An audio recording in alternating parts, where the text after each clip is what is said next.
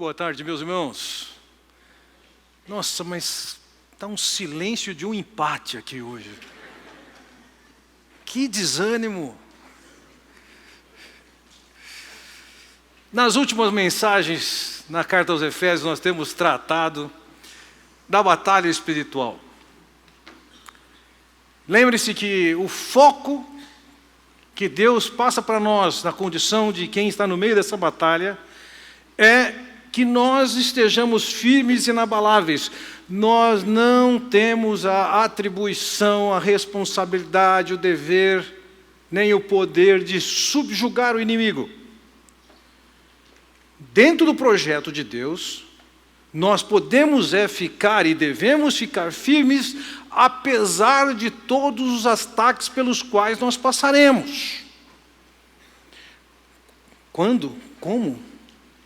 Ele basicamente já colocou duas condições sobre as quais nós tratamos nas nossas últimas duas mensagens. A primeira delas é que a gente deve buscar se fortalecer no Senhor. E a segunda é que a gente vista a armadura de Deus. Força que vem do alto. E vestimos da armadura de Deus. Agora, eu quero dizer que tanto ter força quanto a armadura não são conclusivas no sucesso que se espera. Dando continuidade nesse assunto, então, agora ele trata da questão da oração, e eu quero tomar aqui a oração como o fôlego do Filho de Deus quando está na batalha. Vocês, mulheres e aqueles que não jogam futebol, talvez não tenham familiaridade com essa realidade, mas suponho que ainda seja assim, mas quando jogava bola, um grupo de amigos se reunia. E em se reunindo, se escolhiam, se fossem 2 times, 2 pessoas, 3 times, 3 pessoas, e estas pessoas, então, numa certa ordem, elas escolheriam o seu time, uma por vez, ia escolhendo e compondo o seu time. Era praticamente regra. Nessas escolhas, os gordinhos ficavam para o fim. Nada contra os gordinhos. A questão é o quanto esse camarada vai poder correr, fazer a marcação, correr atrás da bola, etc. Em função dessa limitação, falta de fôlego, por exemplo, as pessoas acabavam sendo as últimas a serem escolhidas. Por quê? Porque um indivíduo pode estar muito bem uniformizado, com a armadura, pode estar forte, mas se ele não tem fôlego, nada feito. Da mesma maneira, o que nós olhamos nessa carta é que, além da armadura e da força, nós precisamos de fôlego. Fôlego é necessário para tudo. Você vai correr, precisa de fôlego, vai nadar, precisa de saber respirar adequadamente, tem seu ritmo, tem a maneira de respirar. Até mesmo em práticas como dar à luz, se ensina um tipo de respiração ou outra para a mulher que vai dar à luz. Respirar, ter fôlego também é fundamental para aqueles que estão na batalha espiritual. E a minha proposta para vocês hoje é estudarmos um pouco dessa questão de oração, que é o fôlego do cristão. Vejam, para que o cristão seja bem-sucedido na batalha espiritual, ele precisa manter sua vida de oração, o fôlego. E a minha intenção com vocês nessa noite é apresentar lições básicas de oração para que seja vitorioso em suas lutas espirituais.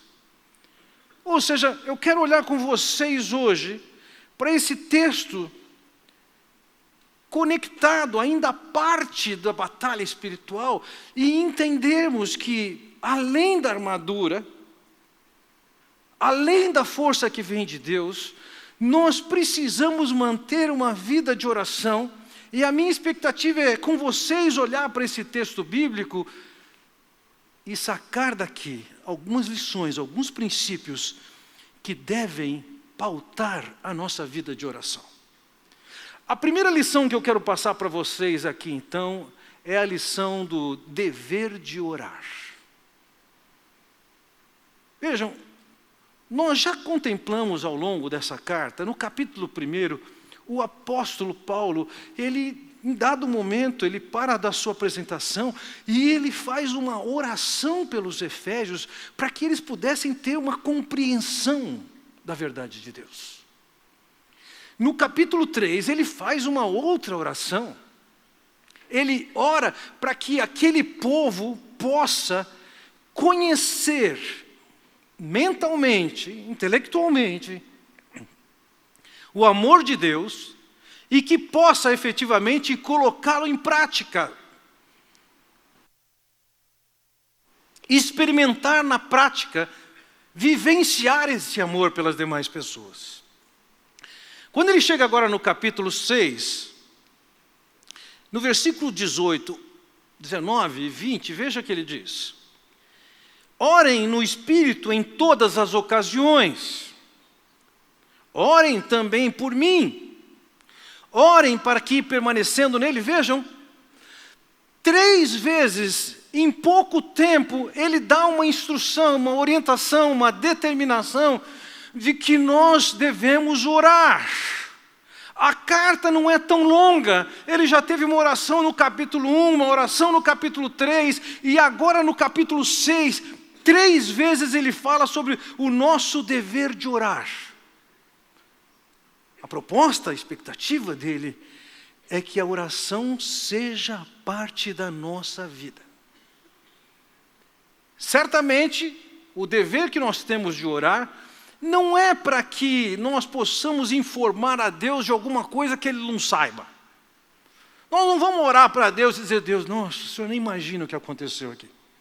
Essa semana foi tão difícil, sabe? Não, Ele sabe. O objetivo dele nos determinar a orar não é para que a gente informe Deus de alguma coisa. E nem tampouco somente para pedirmos a Deus alguma coisa, mas é com o objetivo de nos levar a mantermos contato com Ele, relacionamento com Ele, comunhão com Ele. Nessa proposta de Deus e nessa orientação de Deus para a gente orar, você pode pensar: olha, eu não tenho tido tempo. John Piper, recentemente, escreveu uma frase que eu achei bastante interessante, em que ele diz o seguinte: definitivamente, agora sabemos o valor do Facebook. O Facebook está aí para provar que a gente tinha tempo para orar.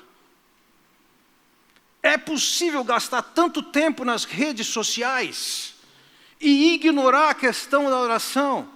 Agora, lembre-se disso, no ambiente da batalha espiritual, ou seja, da nossa vida, orar é uma determinação de Deus e nós temos tempo, sim, para orarmos. Quando é que nós vamos orar? A segunda lição, então, que eu quero colocar para vocês aqui é: qual é a ocasião da oração? Quando é que é oportuno nós orarmos? Quando nós passamos no capítulo 5, versículo 16, o apóstolo Paulo disse que os dias são maus. A gente tem que resgatar as oportunidades, recuperar as oportunidades, porque os dias são maus. A ideia dos dias maus é que no nosso tempo, nessa era, nessa época, nós estamos debaixo da pressão e da opressão diabólica. É isso que caracteriza os dias como maus. Nós vivemos nessa realidade, nessa era, nessa época. E então no versículo 18 aqui de Efésios 6, ele diz: orem no Espírito em todas as ocasiões. Veja, no 5,16, ele diz que a gente tem que salvar as oportunidades, e aqui ele traduz por ocasiões. Nós temos que resgatar esse tempo, e é parte da nossa ação nesse tempo, nós orarmos. nesse tempo e nas condições em que nós estamos. É nosso dever, é nosso privilégio, é nossa oportunidade nós nos aproximarmos de Deus, desse Deus que nós sabemos pela revelação e experiência, que Ele é bondoso, que é generoso, que Ele é amoroso. Mas, em termos práticos e objetivos, pelo que e quando nós vamos orar? Talvez a mais famosa oração das Escrituras seja o Salmo de número 23, que é uma oração do salmista, com suas declarações, com seus reconhecimentos, com seu louvor. E esses 6 versículos mostram para nós ocasiões, situações que nos devem levar a orar. Então, eu gostaria de passar os olhos com vocês em cada um desses versículos, mostrando quais são as ocasiões que o salmista ora aqui. Veja, ele começa o texto dizendo: o Senhor é o meu pastor e de nada terei falta. Em verdes pastagens me faz repousar. Veja, a condição de um pastor, o papel de um pastor relativo ao seu rebanho de ovelhas, é que ele providenciava pasto, comida para as suas ovelhas.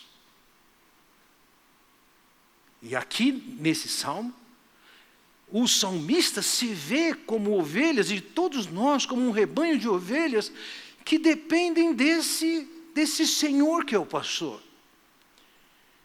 E o primeiro fato que faz ele orar é pelo suprimento de Deus. É aquele que leva ao pasto, é aquele que, agindo, nada vai me faltar. Então, veja, as situações em que nós temos necessidades a serem supridas, ouvimos necessidades a serem supridas, são ocasiões para nós orarmos. A oportunidade de quando estamos à mesa, diante da comida que já temos ali, é a oportunidade de nós orarmos a Deus e agradecermos por ela. A oportunidade de sairmos para o trabalho, ocasião em que nós vamos trabalhar e efetivamente trabalhar para ter o pão em cima da mesa, é a oportunidade de nós orarmos. Você fala: mas sou eu que trabalho, é meu braço que trabalha, é a minha cabeça, é a minha capacidade. Tudo isso, embora seja verdade, você só tem essa capacidade e a sua vida porque Deus quer enquanto Ele quer. Porque se Ele quiser, Ele desliga lá o disjuntor central, através de um derrame, por exemplo, e você não consegue fazer nada. É Ele quem lhe dá condições de trabalhar. Então, tudo isso que envolve essa questão dos suprimentos da sua vida, da sua família, é uma ocasião, uma oportunidade, seja para pedir, seja para agradecer pelo que Deus tem dado. Mas vejam, aqui no versículo 2 mesmo ele diz: em verdes pastagens me faz repousar e me conduz a águas tranquilas. É Deus quem, de alguma maneira, providencia para nós tranquilidade em diversas circunstâncias. Vejam, no versículo 3 ele me diz: restaura-me o vigor. Eu não sei o que vocês viveram essa semana, mas na minha experiência essa semana eu encontrei pessoas que estavam absolutamente quebradas por conta das suas experiências. Notícias que chegaram, que não viam perspectivas e nem viam a ação de Deus nas suas vidas, tal a tragédia que aconteceu para essas pessoas. É Deus quem restaura o vigor. Você de repente pode ter se sentido cansado, esgotado, a ponto de desistir. Lembra disso? Quando nós estamos cansados, desanimados, sem perspectiva, essa é a oportunidade, essa é a ocasião de nós orarmos e buscarmos no Senhor a condição, a disposição, o ânimo, porque é Deus quem restaura o vigor. Então, a seguir, ele diz ainda no versículo 3, guia-me nas veredas da justiça por amor do seu nome. É Deus quem nos dá condições e nos guia a levarmos uma vida de acordo com a sua justiça, ou seja, com aquilo que Ele define que é certo e errado. Nós vivemos numa sociedade que está nos pressionando a todo tempo para vivermos em desacordo com a orientação de Deus. Ainda que sejamos um povo que se queixa da corrupção em Brasília, nós vemos aos montes casos em que um caminhão se acidenta e esse povo que reclama da corrupção vai lá e rouba o que tem dentro do caminhão. E de alguma maneira nós somos, na nossa sociedade, pressionados para que a gente ande do jeito que todo mundo anda, mas é Deus quem nos dá a condição de andar de acordo com a vontade dEle. Então, diante da necessidade, do desafio, porque nós somos tentados, nós somos pressionados, e com tudo isso nós podemos chegar a Deus e pedir que Deus nos dê capacidade, vontade, disciplina, nos dê força para andar dentro da vontade dEle. É Deus quem faz, e essas são ocasiões para nós orarmos. No versículo 4 ele diz: mesmo quando eu andar por um vale de trevas e morte, não temerei perigo algum, pois tu estás comigo, a tua vara e o teu cajado me protegem. Ele reconhece, nós passamos por vales de sombra e de morte. Quando foi a última vez que você viveu uma experiência e disse, jamais esperava passar por isso? Nesta semana eu ouvi alguém falar, essa é a pior semana da minha vida. Notícias ruins, experiências ruins, traições, um resultado de um exame. E essas coisas podem nos levar a nos sentir de fato no meio de um vale de sombra e de morte. Mas o salmista busca no Senhor e reconhece o Senhor que nessas condições adversas, é Deus quem lhe dá forças para vencer e se sentir seguro diante disso.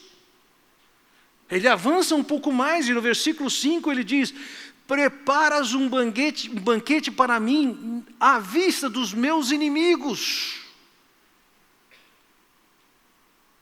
Ovelhas têm uma característica diante de pouca adversidade, e a adversidade significa aquilo que ela considera adverso, não necessariamente adverso, elas ficam desesperadas, elas não conseguem comer. Agora vejam, nós temos o inimigo e vivemos experiências com agentes, opositores, inimigos e adversários. Mas essa ovelha aqui do Salmo 23 está expressando essa segurança de que Deus está no cuidado. A vara e o cajado de Deus são instrumentos que lhe dão segurança. Essa visão de que Deus está protegendo, que Deus está conduzindo, que Deus está cuidando.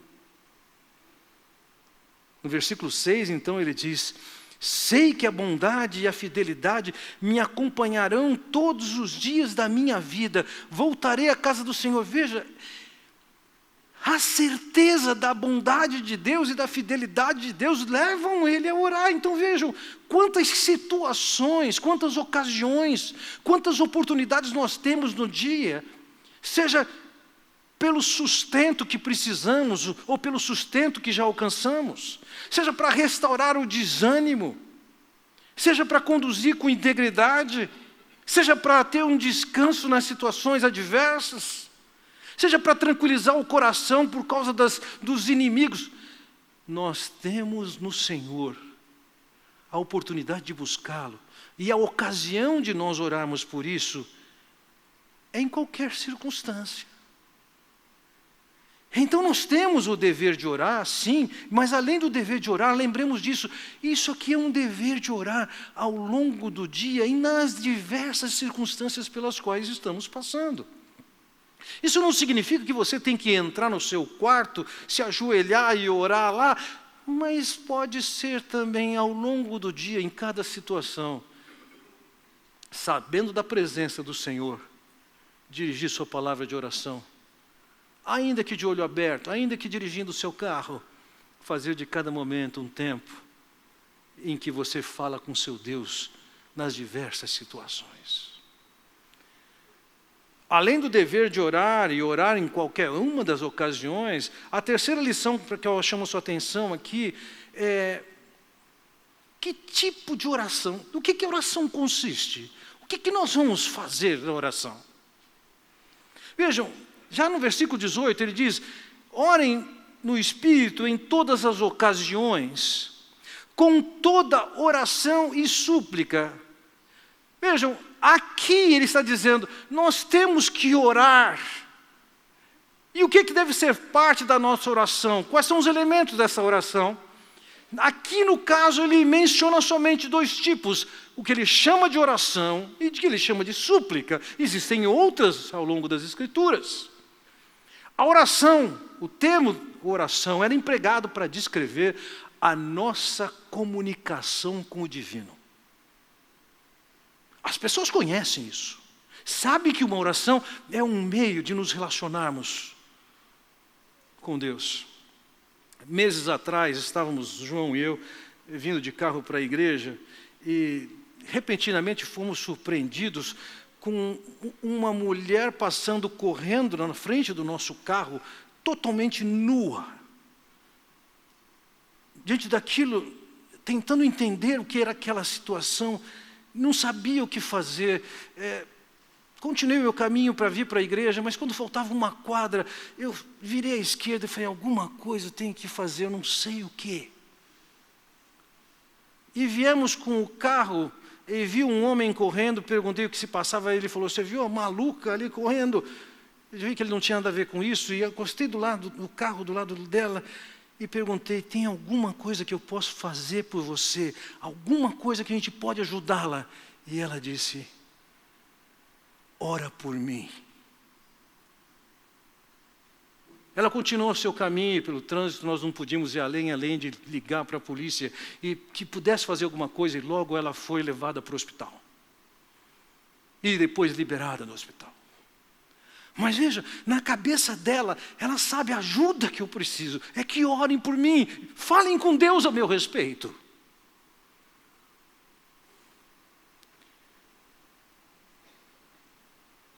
Nós precisamos conversar com Deus. Mas além disso, ele diz aqui, nós devemos orar também com toda a súplica. Existem situações em que somos colocados que requer que a gente suplique a Deus, peça a Deus, clame a Deus por isso.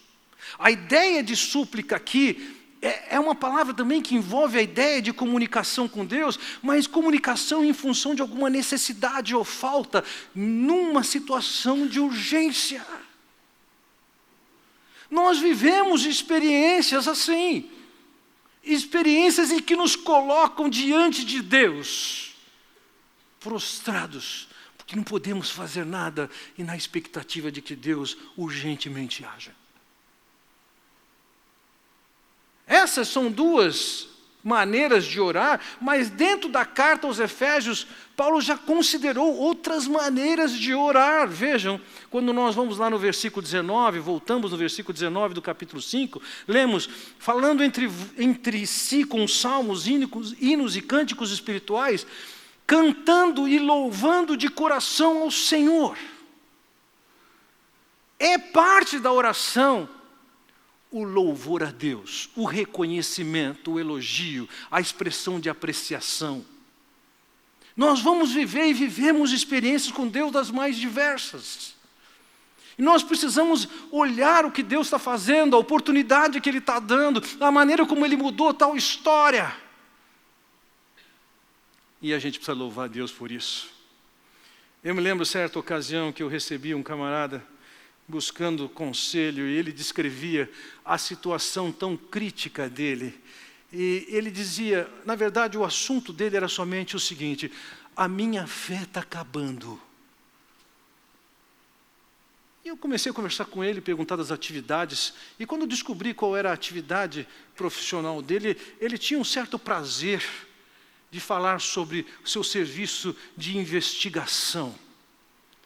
E com uma certa alegria, ele contou da mentirada toda que ele vivia. Documentos falsos, identidades falsas, placas de veículo falsos. A vida dele era toda calcada em cima de mentiras. Eu falei, moço, não é difícil entender porque a sua fé está acabando. Você é cúmplice da mentira e do pai da mentira. Você precisa parar com essa atividade profissional. E quando eu disse isso para ele, ele me disse, se eu disser que eu não quero mais trabalhar com isso, amanhã eu sou um homem morto. Porque o que eu sei não me permite sair da atividade que eu tenho. Eu não sabia muito o que dizer para ele, eu tinha um certo receio de ser responsabilizado pela morte dele. Eu falei, vamos orar. Na semana seguinte, ele chegou e ele disse, fui chamado pelo meu superior que me disse, você está muito manjado, você vai sair dessa função. Senhores, o que fazer numa situação como essa? Somente louvar a Deus e bendizer a Deus pela oportunidade que deu para aquele homem. Além do louvor, vejam no versículo 20 mesmo de Efésios capítulo 5, ele diz, dando graças constantemente a Deus Pai, por todas as coisas em nome de nosso Senhor Jesus Cristo. Dar graças. Não é simplesmente orar, nem só pedir. Não é somente louvar, mas é também expressar a Deus gratidão. No contexto de Minas, eu aprendi um ditado, que eu não sei se é da região, mas foi lá que eu aprendi, que diz o seguinte, o dia do benefício é a véspera da ingratidão. Nós precisamos nos desenvolver em agradecer. Assim como a gente deve, e é razoável, agradecer as pessoas que nos favorecem de uma maneira ou outra, nós temos o dever de agradecer a Deus pelas coisas que Ele nos tem dado, nos concedido. As oportunidades. Nós precisamos de parar com esse espírito de murmuração e de reclamação que contaminam a própria alma, contaminam as pessoas que estão à volta nossa e, conforme estudos mais recentes, afetam e moldam o nosso cérebro prejudicialmente. Então a nossa oração, ela tem esses componentes. Ela tem o conversar com Deus. Considere que você está andando com Deus e que vale você investir na sua conversação com Ele. Você suplicar em situações emergenciais.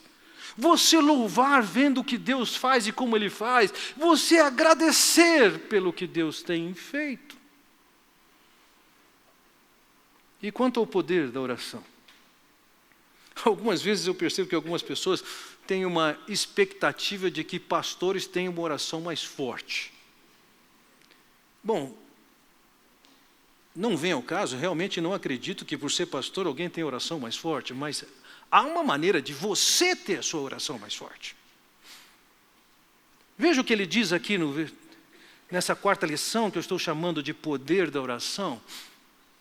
Olha o que ele diz no versículo 18. Orem no Espírito.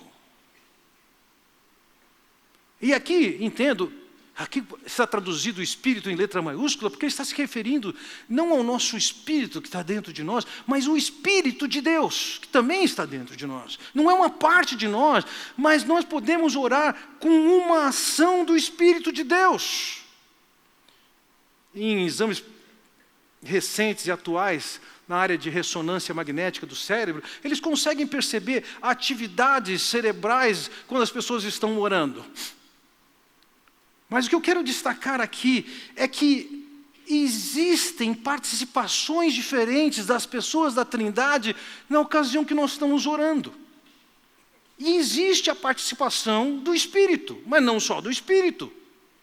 Vamos lembrar quando o Senhor Jesus Cristo ensinava sobre orar em Mateus capítulo 6, ele disse, portanto vós orareis assim, Pai nosso que está nos céus. Veja, a instrução do Senhor Jesus é que a nossa oração, ela deve ser voltada para Deus Pai. E em todas as passagens do Novo Testamento, a oração que está ali é sempre voltada para Deus Pai. Existem algumas passagens que é de difícil percepção se está orando para o pai ou para o filho, porque é dirigida ao Senhor, mas eu entendo que todas elas estão voltadas para o pai, como nós fomos instruídos a orar sempre para o pai. Mas além de sermos instruídos a orarmos ao Pai, o texto de João nos mostra que a gente tem que orar em nome de Jesus. Veja lá, João capítulo 16. Até agora nada tendes pedido em meu nome. Pedi e recebereis para que a vossa alegria seja completa. Naquele dia pedireis em meu nome. E não vos digo que rogarei ao Pai por vós. Veja, o Senhor Jesus Cristo está dizendo que nós, quando oramos, temos que orar em nome de Jesus. Ou seja, nós não nos apresentamos diante de Deus com os nossos créditos pessoais, com o nosso mérito pessoal. Nós oramos ao nosso Deus pelos créditos e méritos e interesses do Senhor Jesus Cristo. Nós vamos colocar a nossa causa pessoal, mas ela está passando pelo crivo do que o Senhor Jesus Cristo quer, concorda. Não há ser humano, seja ele qual for, que tenha autoridade para chegar diante de Deus e reivindicar ou determinar o que Deus vai fazer. Quem acredita nisso é um ingênuo e um arrogante. Nós, quando vamos orar a Deus, nós vamos orar em nome de Jesus. É certo que nós podemos estar pedindo alguma coisa que o Senhor Jesus não vai aprovar. E aqui eu diria que entra o que é o orar pelo poder do Espírito. Veja, em Romanos capítulo 8, versículo 23, o apóstolo Paulo diz: da mesma forma, o Espírito nos ajuda em nossa fraqueza, pois não sabemos como orar. Mas o próprio Espírito intercede por nós com gemidos inexprimíveis. Primeiro, observe aqui, Paulo está dizendo, nós não sabemos como orar. Nós temos a tendência de achar que aquilo que nós precisamos é o que precisamos e ponto. Mas lembra disso, há uma pressuposição, há uma afirmação teológica aqui. Nós não sabemos orar como convém. Mas embora a gente não saiba exatamente pelo que pedir, o texto nos fala que o Espírito de Deus está intercedendo por nós. E a sua intercessão, ela se manifesta em gemidos inexprimíveis. Alguns segmentos da igreja evangélica consideram que isso aqui são manifestações sobrenaturais e audíveis de pessoas falando com dons de línguas. Isso seriam gemidos inexprimíveis. Senhores, se está emitindo uma voz, já é exprimível. Isso aqui não tem nada a ver com isso. Essa oração inexprimível, inexprimível. Você não vê, você não ouve, ninguém enxerga, mas o Espírito está intercedendo. Como? Vamos imaginar que você chega para Deus, depois de situações difíceis com certas pessoas, que deixaram você angustiado, chateado, irado, e até com desejo de vingança, e você chega para Deus e fala: Senhor, me dá forças. Me dá força, Senhor, para vencer esse momento. E o Espírito de Deus pode chegar lá para Deus e dizer assim: Pai, não dá força não, porque se der força, ele vai matar aquele pessoal que fez alguma coisa contra ele. Dá para ele paciência, dá para ele um espírito de perdão. Então eu diria, orar no Espírito é orar nessa segurança e confiança de que as nossas orações, elas estão sendo homologadas, referendadas pelo Senhor, pelo Espírito, mas elas também estão dizendo assim: essa não. Então as três pessoas da Trindade, elas estão envolvidas na nossa oração. O Pai como objeto, o Filho é em nome de quem nós chegamos ao Pai, e o Espírito é quem faz a sintonia da nossa oração diante de Deus, ainda que a gente não veja. Ainda que a gente não ouça, Ele está intercedendo por nós. Quinta lição sobre como orar é a maneira de orar. Veja, no versículo 18 mesmo, ele diz: orem no Espírito em todas as ocasiões, com toda oração e súplica, tendo isso em mente, estejam atentos e perseverem na oração por todos os santos.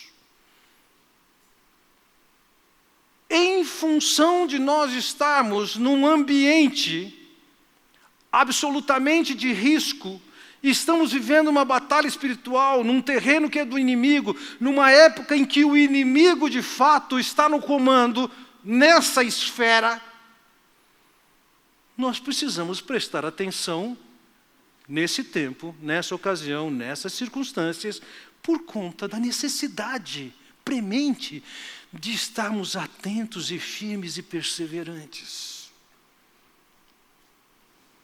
Eu me lembro, certa ocasião, minha esposa e eu tínhamos feito uma viagem a Israel, estávamos dentro de uma locadora, lógico, para alugar um carro, tinha uma filazinha de espera e nós estávamos ali, e de repente um camarada disse em hebraico, que não foi suficiente para eu entender o seguinte: de quem é essa mala? Tinha uma mala dentro do escritório, sozinha. E a seguir ele repete em inglês: de quem é essa mala? Todo mundo olhou em volta assim, não tinha dono. Todo mundo fugiu. Eu fui o último porque eu não entendia bem aquela situação da necessidade de que uma mala solta podia ser um risco. Mas aquele povo estava muito bem antenado. Até que o camarada disse: essa mala é de um amigo, ele saiu, ele estava comigo, esqueceu, abriu a mala, estava tudo em ordem. Eles têm a experiência, eles estão antenados por uma constante ameaça, e naquela época, vejam, menos de 72 horas antes, já haviam explodido um ônibus na cidade. Da mesma maneira, nós estamos numa circunstância de batalha. E não cabe distração. Nós temos que estar atentos o tempo inteiro. Houve um império que hoje estaria dentro do território da Turquia, chama Império Lídio, que teve um dos reis que até hoje é considerado um dos homens mais ricos que houve, tanto que há lugares em que tem o ditado, é rico como Cresos, que era o rei de Lídia. A cidade era uma fortaleza, a capital da Lídia era Sardes. Numa certa ocasião, em 547, um soldado deixou cair no muro o seu capacete. Ele sabia que ninguém estava vendo, era noite. E ele desce, e ele sai por uma saída secreta. E ele recupera o capacete, e ele volta para dentro da cidade. Ele foi visto, e foi bem observado. E naquela ocasião, o Império Medo-Persa invade a cidade por aquela entrada secreta. Faltou juízo, prestar atenção e perseverante na atenção. Por conta disso, o império riquíssimo de Lídia caiu. Quando o texto nos diz que nós devemos orar com perseverança, orar prestando atenção, eu quero dizer, meus irmãos, que diante de qualquer ameaça que nós vivemos nessa vida, nós precisamos correr, nos ajoelhar diante do Senhor e orar a Ele, suplicar a Ele, louvá-lo, agradecer. Nós não podemos deixar passar e ignorar essa situação de risco em que nós estamos. Ao contrário, nós precisamos sempre, toda oportunidade, dada a batalha espiritual na qual estamos inseridos, buscar ao Senhor rapidinho. Sexta lição. Por quem nós vamos orar? Veja, nós temos a tendência de orarmos muito por nós mesmos. Eu, mim, comigo, me, nós, conosco, para nós. Nós somos mestres em orar por nós mesmos.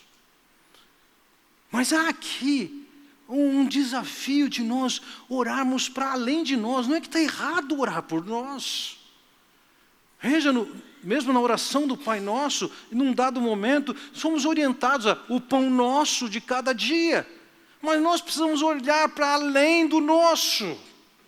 Veja no versículo 18, ele diz: orem no Espírito em todas as ocasiões, com toda oração e súplica, tendo isso em mente, estejam atentos e perseverem na oração por todos os santos. Você deve orar além de você e os seus. Orar por todos. Seguramente nós não vamos conseguir orar por todos, mas nós podemos orar por muitos. Podemos pedir pela igreja toda, mas podemos, de fato, estar comprometidos em sustentar em oração alguns dos nossos irmãos em Cristo. Nos tempos modernos, em algumas casas, eu tenho percebido que geladeira é o principal altar do cristão. Fotografias de pessoas por quem orar. Nomes de pessoas por quem orar. Um bom lugar, cozinha todo mundo vai na geladeira, pega as coisas dentro. Nós precisamos estar antenados e registrando isso, que nós temos que orar por todas as pessoas, não é só por você. Além disso, veja o que ele diz no versículo 19, orem também por mim, para que quando... o apóstolo Paulo, que ministrava aquelas pessoas, que havia ensinado naquela cidade por um longo tempo, e que tem seu ministério de pregar a palavra onde estivesse, ele ora por mim.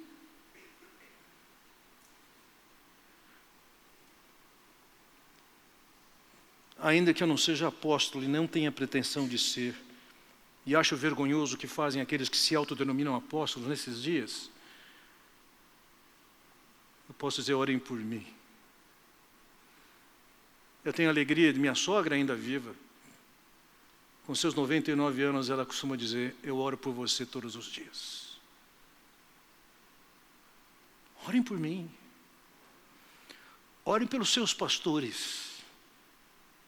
Orem pelos missionários da igreja, onde quer que eles estejam. Orem pelos professores da escola bíblica, do seu filho, do seu neto.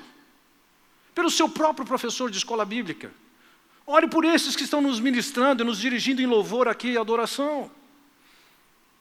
Nós precisamos tirar os olhos de nós mesmos e intercedermos a Deus por além de nós mesmos.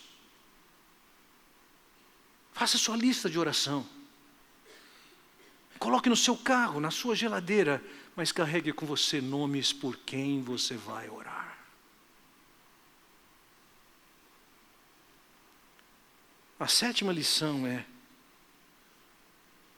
orar pelo quê? Vejam, olhando para a oração do Pai Nosso, nós já sabemos que nós devemos orar por uma série de coisas. Ali ele ensina a orar para a gente não cair na tentação. Ele ensina a gente a orar louvando a Deus e orando pelos interesses de Deus. Agora veja o que ele diz aqui no versículo 19.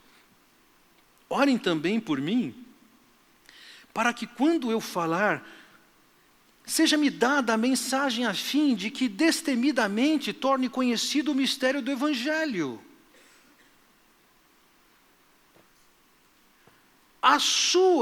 O seu pedido de oração não é para que ele fosse liberto, não é pelo seu bem-estar. Nós temos a tendência, se a gente pegar num grupo e perguntar pelo que você quer que a gente ore, tenho certeza absoluta, segurança total em dizer, mais do que 50% dos pedidos vão ser sobre saúde.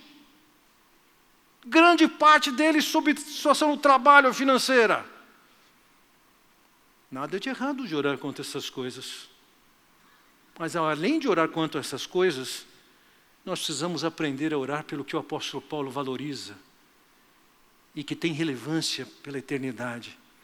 E aqui ele descreve, ele pede, pela função e responsabilidade que eu tenho de pregar essa palavra, como ele vai dizer no versículo 20, pelo qual sou embaixador preso em correntes, ou seja, ele encarava o fato de que ele estava preso como uma oportunidade de pregar para aqueles soldados a quem ele estava preso, e ele pregava a essas pessoas. Quando ele escreve aos Filipenses, ele chega a dizer que o fato de ele pregar aqueles soldados que estavam presos a ele, guarda pretoriana, ele dizia, o Evangelho se tornou conhecido de toda ela. E o que Paulo está pedindo aqui é que ele tenha capacidade e condições de pregar essa mensagem a ser pregada. Ore pelos pastores, pelos professores das classes, pelas classes dos seus alunos, dos seus filhos. No próximo final de semana nós temos o privilégio, domingo de manhã, de noite, segunda-feira de noite, a oportunidade de ouvir do testemunho de missionários e da obra de Deus, o que está acontecendo aí fora e o que é que nós podemos aprender disso. Uma coisa você pode ter por certo, você pode reunir aqui naquele dia uma lista de pessoas que estão no ministério levando a palavra de Deus, por quem você pode e deve orar. Quando o apóstolo Paulo diz, ora para que eu pregue, eu sou um embaixador de Cristo. No versículo 20 ele ainda acrescenta aqui, orem para que permanecendo nele, eu fale com coragem, como me cumpre fazer. Ou seja, ele quer fazer com coragem, sem temor, pregar a mensagem. Peça pela sua saúde, peça pelo seu emprego, mas peça pela oportunidade que aqueles que lideram e até você possam levar a mensagem do Evangelho para que as pessoas possam entender e desfrutar desse Evangelho. É alguém que trabalha na sua casa, algum colega de serviço, comece a orar para que você ou outro possa levar essa mensagem do Evangelho. Deixe-me terminar contando brevemente uma longa história.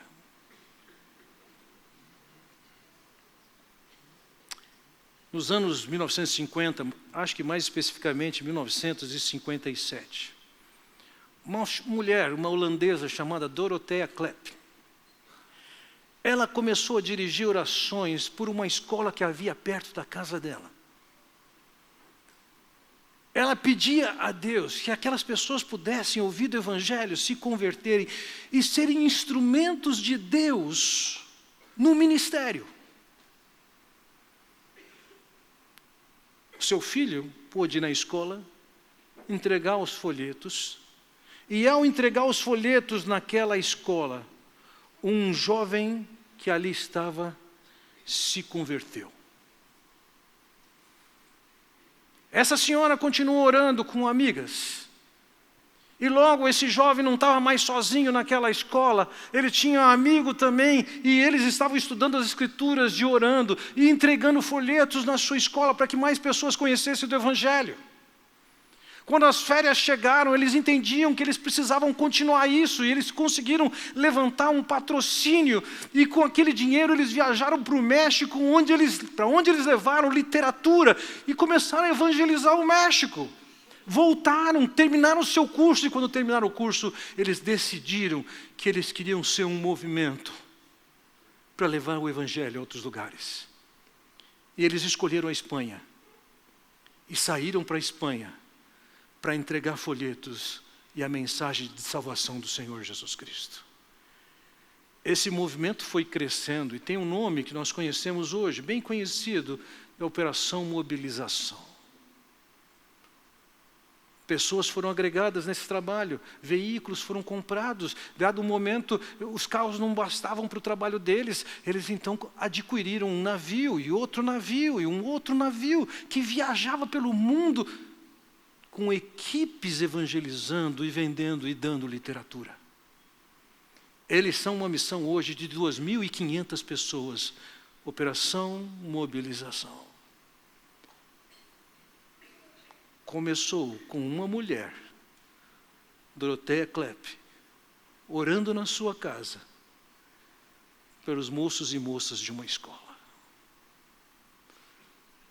Meus irmãos e irmãs, nós estamos no meio de uma batalha.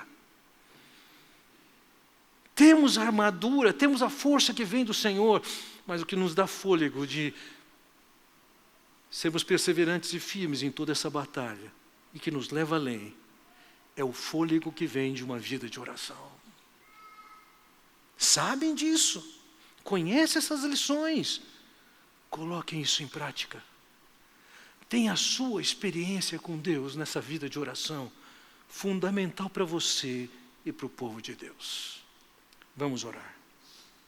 Pai Celestial, quero te agradecer pela oportunidade que temos de olhar para a Tua Palavra, aprender que nós podemos e devemos nos fortalecer em Ti, que nós devemos vestir essa armadura, mas também que se faz necessário, nós estamos conversando contigo, orando a Ti, suplicando, louvando, dando graças, que nós possamos de fato buscar a Ti, ó Pai, em nome de Jesus, auxiliados pelo Espírito, que nós possamos pedir pelas coisas que são eternas, pelos Teus interesses, ó Pai, que nós possamos pautar a nossa vida e com muita atenção e perseverança buscarmos a Ti constantemente, nos curvarmos diante de Ti, para Te buscar em oração, conversar contigo e buscar em Ti toda a capacitação para as batalhas que nós temos, sejam elas individuais, sejam elas de toda a Tua igreja. Eu oro, Pai, no nome do Senhor Jesus Cristo. Amém.